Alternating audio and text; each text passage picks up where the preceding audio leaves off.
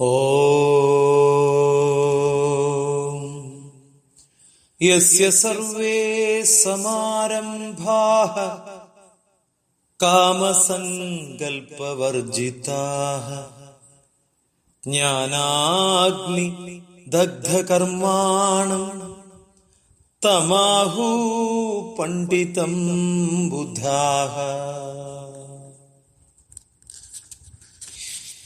ജ്ഞാനകർമ്മ സന്യാസ യോഗത്തിലെ 19ാമത്തെ ശ്ലോകം അല്ലെ? നമ്മൾ ഇന്ന് ഗീതാമാധുര്യത്തിൽ പഠിക്കുന്നത് ഈ 19ാമത്തെ ശ്ലോകമാണ്. 19ാമത്തെ ശ്ലോകത്തിന്റെ അർത്ഥം പറയുന്നത് യസ്യ സർവസമാരംഭ, ആരുടെ കർമ്മങ്ങളൊക്കെയും കാമ സങ്കല്പ വർജിത, കാമവും സങ്കല്പവും ഉപേക്ഷിച്ചതാകുന്നുവോ, ജ്ഞാനാഗ്നി ദഗ്ധകർമ്മണ, ജ്ഞാനാഗ്നിയിൽ കർമ്മങ്ങളെ ദഹിപ്പിച്ച തം ബുദ്ധ, ആ വ്യക്തിയെ അല്ലെങ്കിൽ ആ വ്യക്തിയെ ജ്ഞാനികൾ പണ്ഡിതം ആഹു, പണ്ഡിതൻ എന്ന് പറയുന്നു. വിശാലമായിട്ട് ഞാൻ ഇതിന്റെ ഒരു ഗീതാമാധുര്യം പറയാം. രസമുള്ള ശ്ലോകമാണ്, പഠിക്കേണ്ട ശ്ലോകമാണ്. പക്ഷെ നമുക്കറിയാം, ഇന്നലെ ഏകാദശിയൊക്കെ കഴിഞ്ഞ് ഇന്നിപ്പോ രാവിലെ നോമ്പൊക്കെ മുറിച്ച് നമ്മളെല്ലാവരും എന്താ പറയാ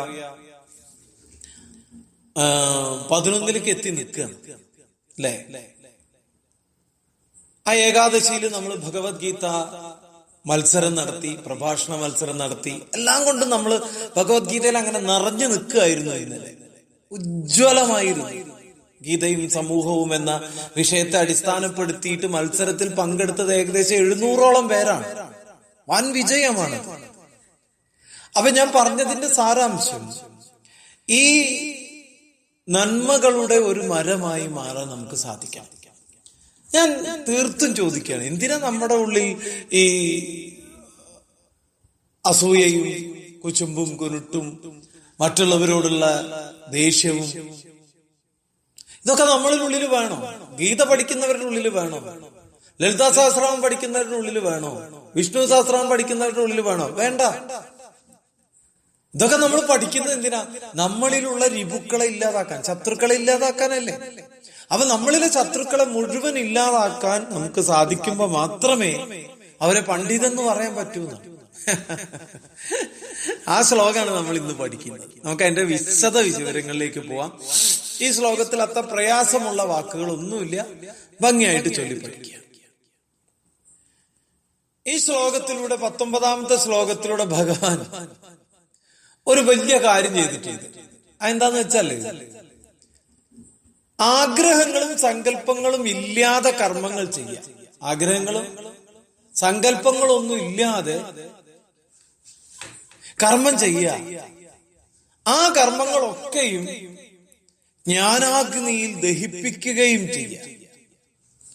അങ്ങനെയുള്ള വ്യക്തികളെയാണ് പണ്ഡിതന്മാരെന്ന് പറയുന്നത്.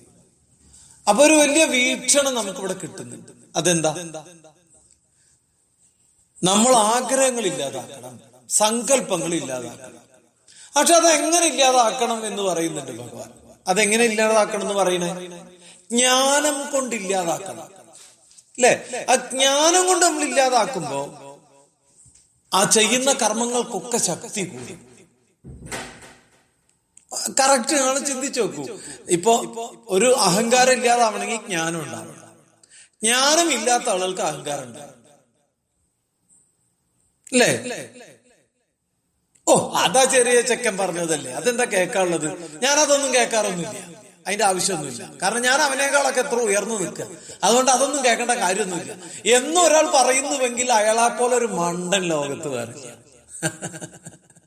അതാ സത്യം. കാരണം ചെറിയൊരു കുഞ്ഞു പറഞ്ഞാലും ആ പറയുന്നതിനകത്തുള്ള അകക്കാമ്പിനെ നുള്ളിയെടുക്കാൻ കഴിയുന്നിടത്താണ് നമ്മുടെ ശക്തി. അതെങ്ങനെ ഉണ്ടാക്കേണ്ടത്? നമ്മുടെ ജ്ഞാനാഗ്നി കൊണ്ടുണ്ടാക്കണം.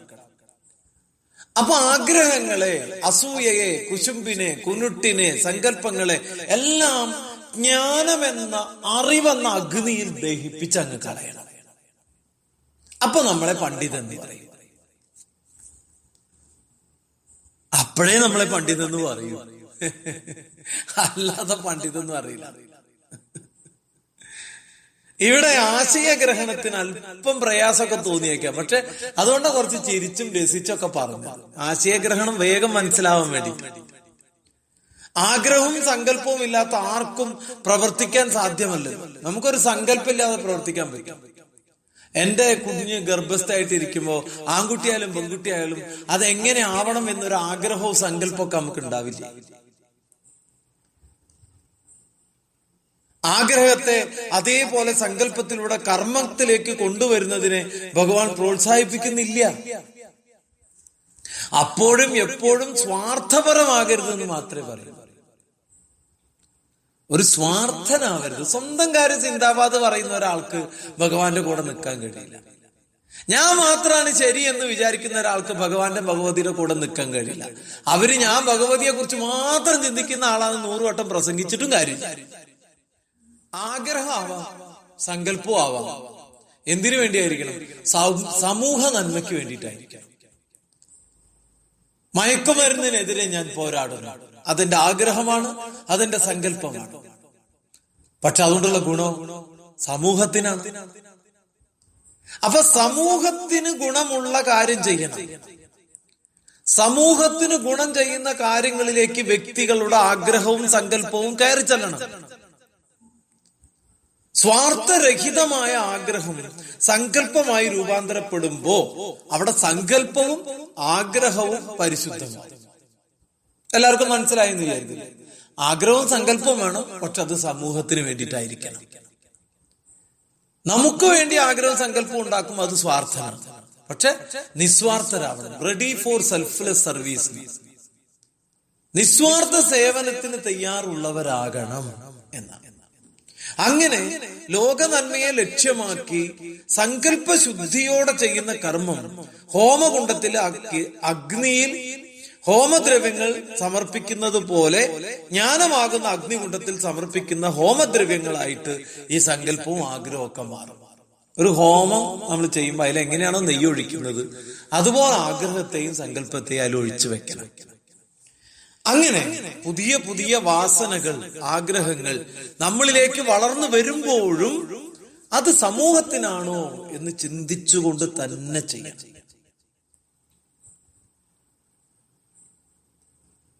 അപ്പോഴാണ് നമുക്ക് ഒരു മുക്തത കിട്ടുള്ളൂ, എന്ന് വെച്ചാൽ മോക്ഷം കിട്ടുള്ളൂ. അങ്ങനെയുള്ള ഒരാൾക്ക് മാത്രമേ പണ്ഡിതനാവാനും സാധിക്കൂ. ഭഗവാൻ കൃത്യമായിട്ട് പറയുന്നു, പണ്ഡിതം ആഹു, പണ്ഡിതൻ എന്ന് പറയണം. ആരെ? തം ബുധ, ആ വ്യക്തിയെ. ആ വ്യക്തി ആരാ? ജ്ഞാനി. അപ്പൊ നിസ്വാർത്ഥ സേവനം ചെയ്ത വ്യക്തി ഒരു പക്ഷേ അതിന്റെ ഫലം അനുഭവിക്കാതെ ജീവിക്കുന്നുണ്ടാകാം. ഈ ദുരവസ്ഥയിൽ മറ്റുള്ളവർ അദ്ദേഹത്തെ ഓർത്ത് ഖേദിക്കുന്നതും കാണാം. എന്നാൽ യഥാർത്ഥ ജ്ഞാനിയായ നിഷ്കാമ കർമ്മി തന്റെ നിസ്വാർത്ഥ സേവനത്തിന്റെ ഫലം പൂർണ്ണമായും അനുഭൂതിപ്രദമാക്കിക്കൊണ്ട് ജീവിക്കാൻ കഴിയണം. ഇതാണ് ജീവൻ മുക്താവസ്ഥ എന്ന് പറയുന്നത്. ജീവൻ മുക്താവസ്ഥയിലേക്ക് നമുക്ക് എത്താൻ പറ്റിയില്ല എന്ന് വിചാരിച്ചു നമുക്ക് വീണ്ടും പുനർജന്മം ഉണ്ടാവും. അത് വെച്ചാൽ മനുഷ്യനായിട്ട് തന്നെ ആവണമെന്നൊന്നുമില്ല, പക്ഷെ പുനർജന്മം ഉണ്ടാവും, അനുഭവിക്കേണ്ടി വരും.